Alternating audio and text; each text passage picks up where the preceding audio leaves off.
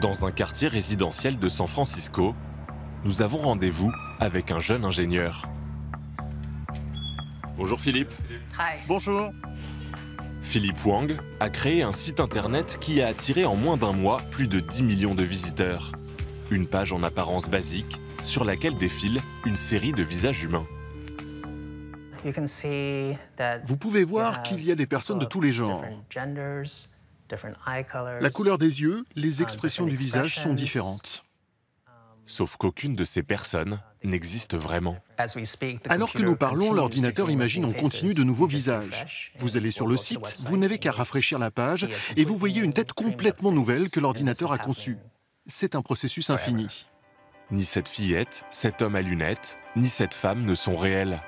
Ils ont été entièrement générés par une intelligence artificielle.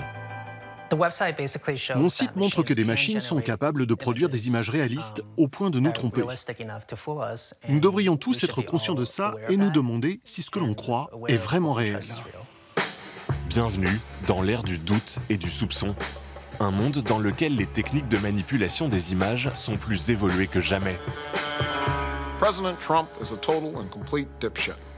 Dans cette vidéo, le réalisateur américain Jordan Peele prend les traits de Barack Obama pour créer de toutes pièces un faux discours. We're entering an era in which our enemies can make it look like anyone is saying anything at any point in time. Cette séquence est ce que l'on appelle un deepfake, une technique qui permet de remplacer de façon très crédible un visage par un autre dans une vidéo. Si ce genre d'outil tombe entre de mauvaises mains, c'est une vraie menace. Des gens pourraient en mourir. Nous ne sommes pas encore prêts pour ça.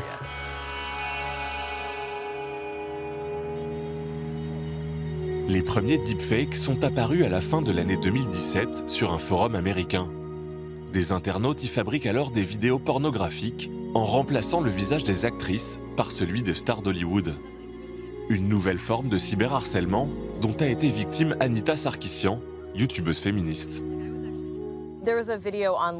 Il y a une vidéo qui circule en ligne. Elle a été fabriquée pour me ressembler. Ces créateurs ont pris une vidéo pornographique d'une femme déguisée en princesse Leia en train de se masturber. Et ils ont remplacé son visage par le mien. En quelques heures, avec un simple ordinateur, un internaute malveillant a été capable de lui voler son image. Le traumatisme, la douleur, l'humiliation, la honte, voilà ce que provoque ce genre d'images trafiquées. Le fait que d'autres gens les voient, que certains y trouvent du plaisir, ou que d'autres soient horrifiés est extrêmement nuisible sur le plan psychologique et émotionnel. C'est loin d'être juste une blague, comme le prétendent les harceleurs.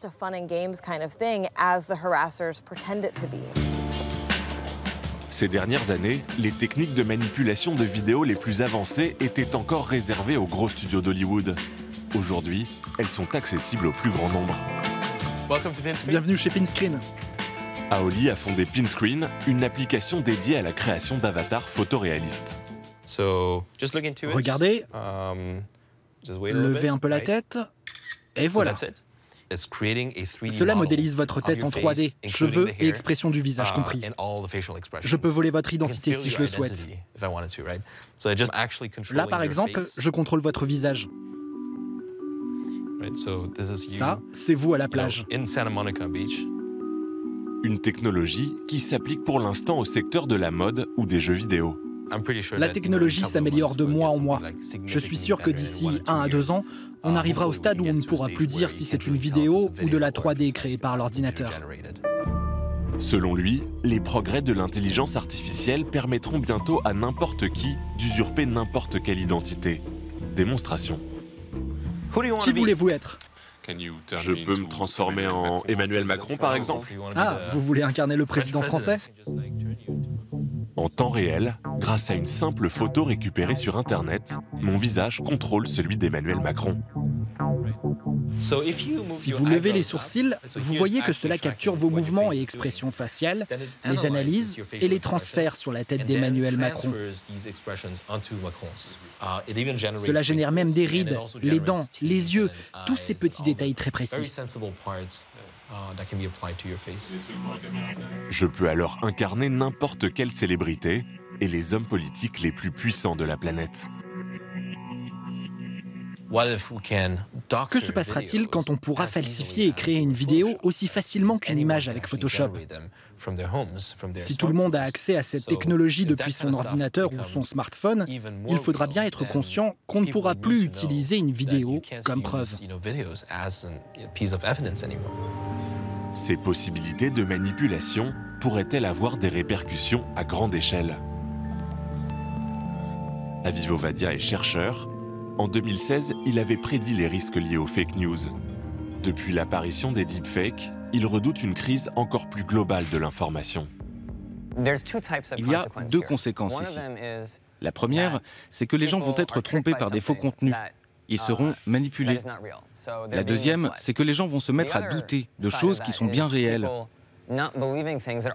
Ces deux cas ne sont pas vraiment compatibles avec un système démocratique. Certains scénarios pourraient engendrer des conséquences catastrophiques. Dans le pire des cas, on peut imaginer qu'un dirigeant soit manipulé par de la désinformation, qu'il s'engage dans une guerre nucléaire à cause d'un deepfake, sans avoir eu le temps de déterminer s'il était vrai ou pas. Nous n'avons vraiment pas envie de vivre dans un monde pareil. Des projections que le gouvernement américain prend très au sérieux.